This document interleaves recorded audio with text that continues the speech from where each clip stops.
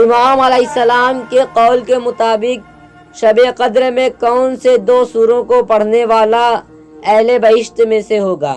Number 1 سورہ عنکبوت و سورہ روم، نمبر 2 سورہ دخان و سورہ سجدہ، نمبر 3 سورہ حمد و سورہ توحید، نمبر 4 سورہ قدر اور سورہ کوثر۔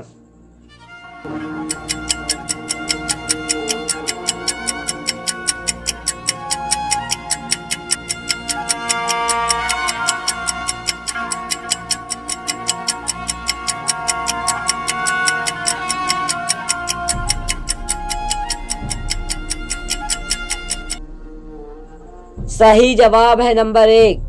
امام جعفر صادق علیہ السلام کے قول کے مطابق شب قدر میں سورہ عنکبوت و سورہ روم کا پڑھنے والا اہل بہشت میں سے ہے۔